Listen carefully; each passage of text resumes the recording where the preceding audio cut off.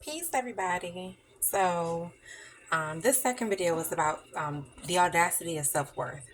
Okay, I had already done this video, but the Holy Spirit told me to delete it because it wasn't personal enough. And it's funny because I felt like the video was pretty informative, but it definitely wasn't personal enough. So I'm like, okay, y'all want me to put all my business out there.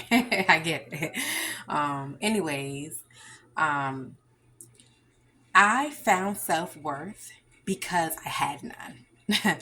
I had my own interpretation of success and beauty and what feels good, what's nice, my spirituality. I'm going to say I created it on my own. I had my own ideas of it and I believed in them and I lived by them basically since being a child. But when you're surrounded in an environment of controlling people. I have come from a family full of narcissists. They kind of create a narrative that you abide by, I guess, that you begin to embrace or apply to your life, thinking that they're older than you, so they must be right. And it took a long time for me to unlearn that. But it was shocking to me that a lot of the things that I had already had interest in. I was already doing. It was already a part of me. I had released those things and tried to learn these new things that I'm being shown and taught. And just so here's an example because I can't get my words together. I never used to litter. I always thought cursing was very distasteful, especially for women. I always wanted to be a virgin when I got married. I had a lot of personal, special, valuable beliefs, okay, and characteristics about myself. And then being in a certain energy, being chosen since birth, you have to be around people who either know about you, accept your energy, encourage it, or you're going to lose it. Okay, because you might not be strong enough immediately to maintain those great values. And that's what I feel like took place. I was around people who cursed, who littered, who did things that weren't, just. And people would say to me like, do you think you're the only person? Do you think you're gonna save the world if you're the only person who doesn't litter? Like I used to be outside with friends, and like I will really get mad and pick up their trash that they threw down and hold it until we get to a trash can. Like it used to really bother me, and they would like laugh or make fun, and it's like, girl, don't nobody care, or try to be funny sometimes, like call my name and so I can watch them drop some things. I I had I I'm not gonna say I outgrew that, but I stopped doing those things because I began to feel like, am I the only person who cares? Like, does it make any sense that I'm? It's like I was just influenced basically to stop caring, and I did. I stopped caring. Same thing with cursing. Like being around it so much, people used to call me grandma because I was very old school. I had moral and value, which I understand as an adult now. That's why they was calling you grandma. But it's like to me I was. I'm not gonna say perfect, but to me I was well groomed, decided to get raggedy for other people just to find out that they're raggedy and I was already well groomed. So now I got to relearn those tactics. I got to relearn those characteristics. I got to retrain myself to get back into that thought process of understanding, okay, I was right in the first place. I just wasn't strong enough or courageous enough to continue being those ways after being influenced by different people or whatever. But beyond that, I never thought I was pretty. I never saw myself as attractive. When I was young, I received like a multitude of compliments all the time. Oh, she's so beautiful. Hearing them tell my mom that, people telling me I look just like my mom over a million times a day. Like, always being complimented, always well dressed, according to the people around me. But as I grew older, I didn't feel that way about myself. And I really wasn't feeling, I've grown to learn, I wasn't feeling those ways about myself because I was not being myself. I was consistently changing to fit the people around me and like seeking myself and my purpose so heavy. I kept trying to find out, who am I? Like, what do I like and what do I want to do? What feels good to me? And nothing ever felt comfortable. And I literally tried a little bit of everything. I tried to do what they did. I tried to smoking. I tried to drinking. Like I was trying to find my placement and who I was, and I couldn't. And it's because who I was hiding. Now, I was always myself, but behind a closed door. I wasn't bold enough to show these people that I really don't like that. And that really makes me feel the way. And that really is a nice thing. I wasn't bold enough to be honest with myself. And I felt like who I am behind closed doors is the right person to be. Like, I'm actually doing the right thing, and y'all aren't. But I wasn't bold enough to say that because, like, in numbers, you guys outnumber me. Like, I might be the only goody two shoes here, and that's another word, goody two shoes. I felt like I was around people that made being good feel bad. So I hadn't had the right circle of people. My mom was consistently moving, so I couldn't keep the same kind of friends. I'm always here, different schools. It was really hard to be stable, and stability has a lot to do with your self-worth as well. You find yourself more in a stable place because everywhere I'm changing, I'm surrounded by new people. I'm trying to fit in with these new people. It was really hard, and I had to experience different situations in life that taught me who I was. And the older I became and the more spiritually I matured, I was able to see that God put me through those things to show me that you have to come to me to find you. You're going to have to experience what the devil meant for evil, God turned it around. There's some things that you're going to have to experience that I have to turn into power. Like, you're going to have to come through me to transform these things. And everything I send your way is on purpose. He basically showed me just how special I was for the simple fact that I was already interested. I already had these characteristics as a person. It was the people around me that didn't have it.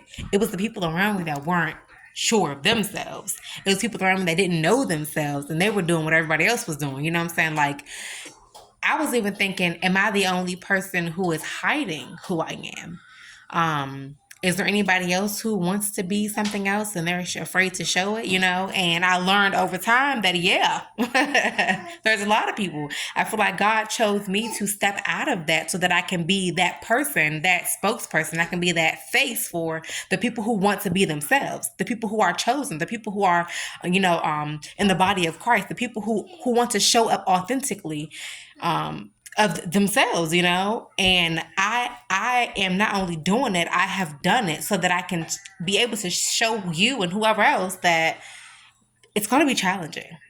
And there is milestones. It is a process. It is going to take seasons and times to come into who you are, because this time when you come into yourself, it's stronger, it's bolder. You have to have boundaries, you have to have courage, you have to have strength, to be able to say, this is who I am and I'm proud. I don't want to be like nobody else. You can't tell me that, blah, blah, blah. You got to be able to stand 10 toes down in who you are once you find who you are.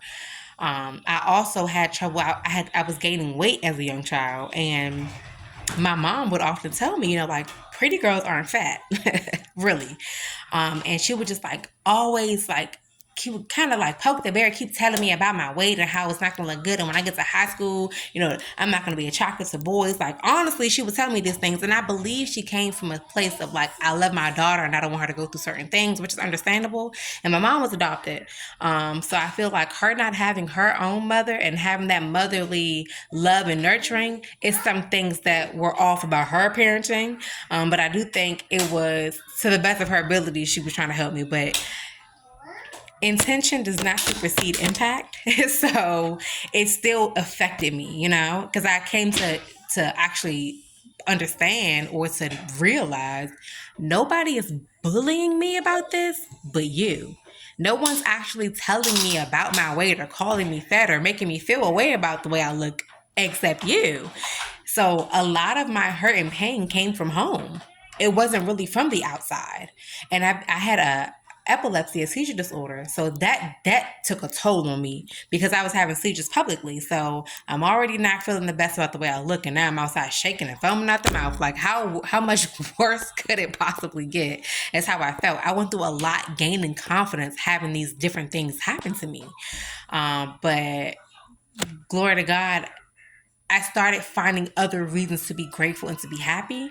I was always praying to the Lord that I can see the beauty that I feel inside of me. Like, I know I'm a good person. I know my heart means well. I know I'm, well spirited. I know I'm well rounded. I know I'm giving. I know I'm affectionate. I know I'm forgiving. I know I'm a beautiful person. I just want to be able to see it. I want to be able to look in the mirror and say, you're beautiful, because I can see my beauty. And one day, he did that for me. One day, I was in the mirror, and it was the year 2013. And I was like, I'm gorgeous.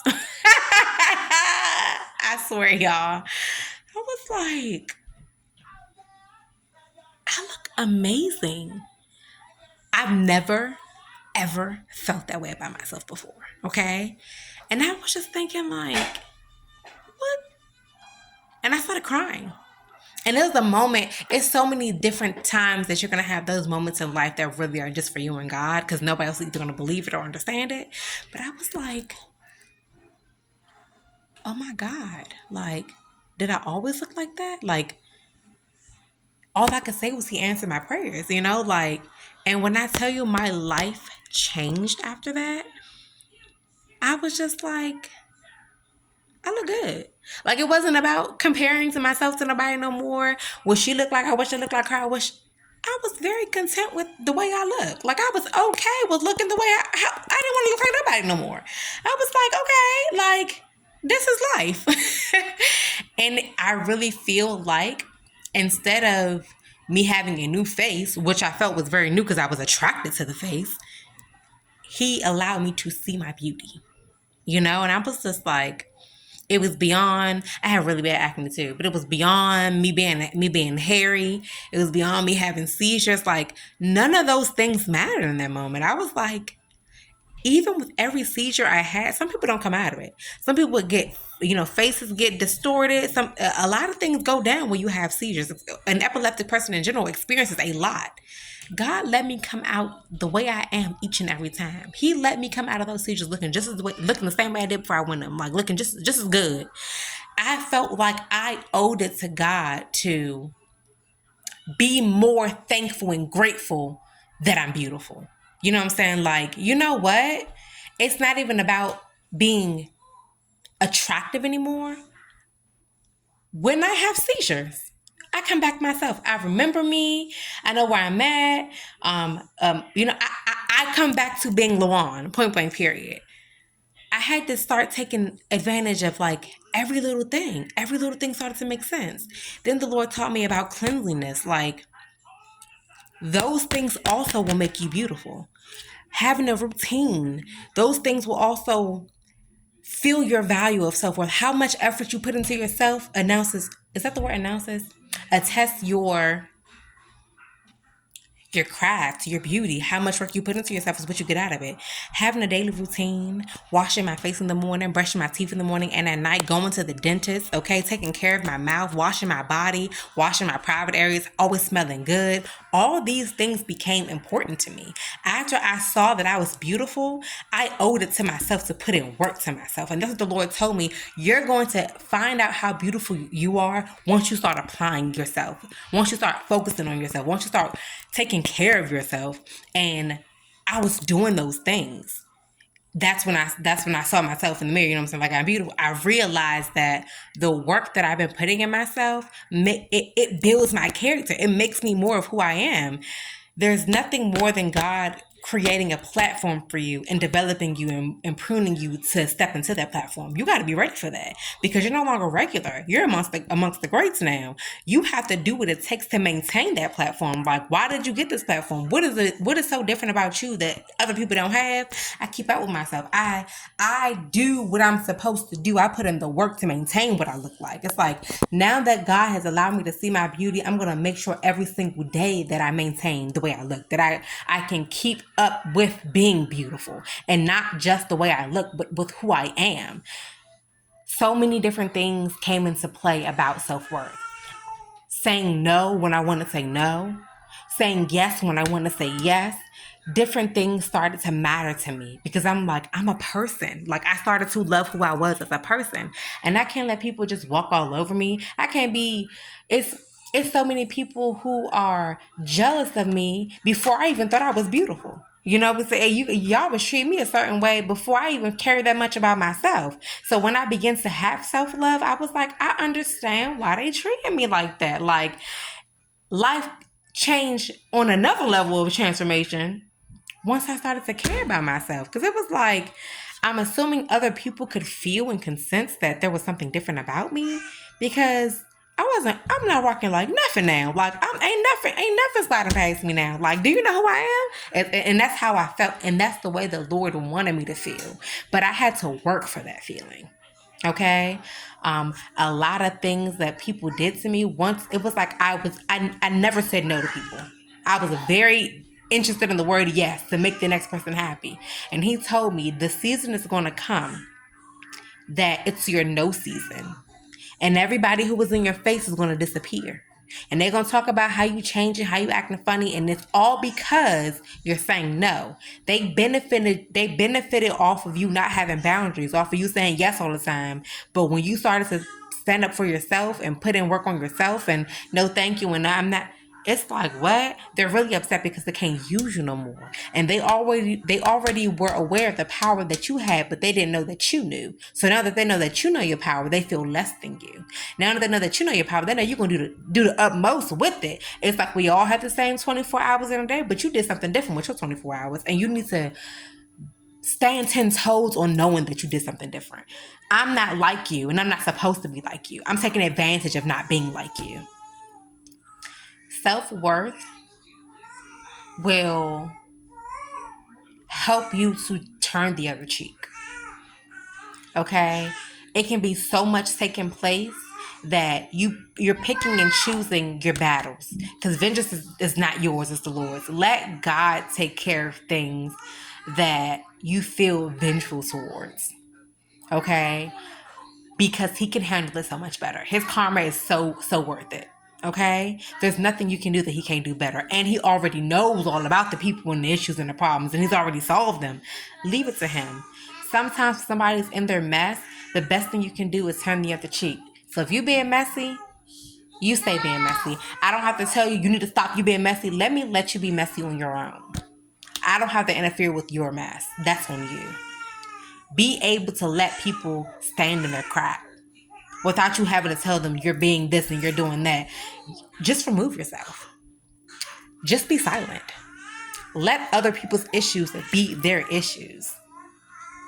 God is going to watch how you handle people who aren't doing what they're supposed to do. Oh, my baby. I thought she was just making noise at first.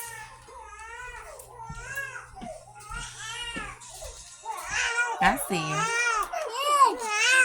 Put her back, please.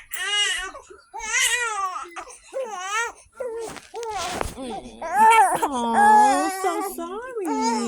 So sorry. Okay, mommy.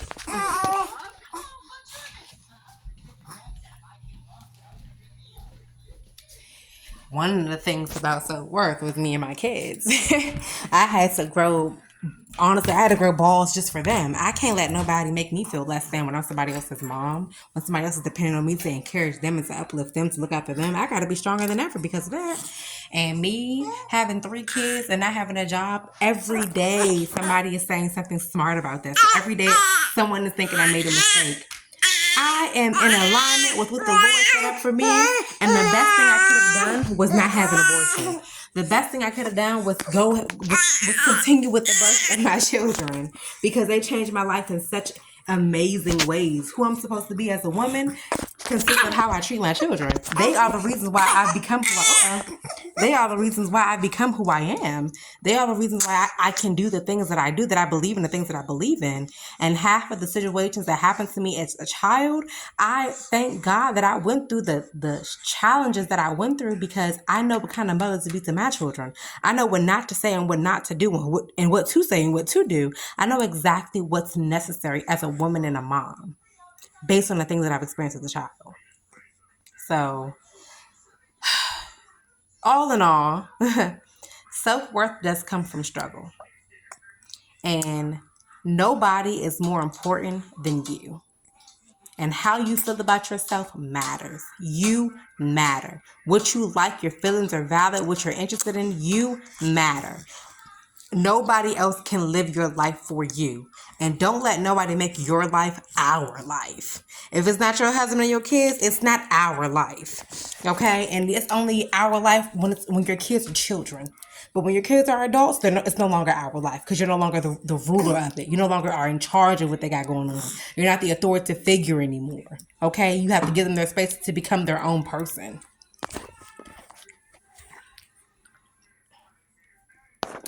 Self-worth was a very challenging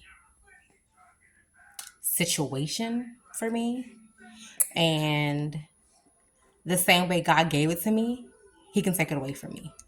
And I kept in mind always to remain humble. Sometimes you got to be so confident and so sure that you can only be humble. Because it's like, I'm already great. Like, I don't have to do nothing extra and special to prove that I'm great, baby. I'm just that good. And finding your self worth, asserting it, embracing it is what's going to take you there. Don't see your problems as issues. See them as steps.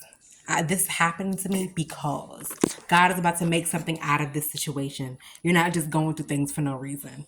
Every person that you have crossed because of where you're desiring to go. They're helping you to become what you're supposed to be for your next level.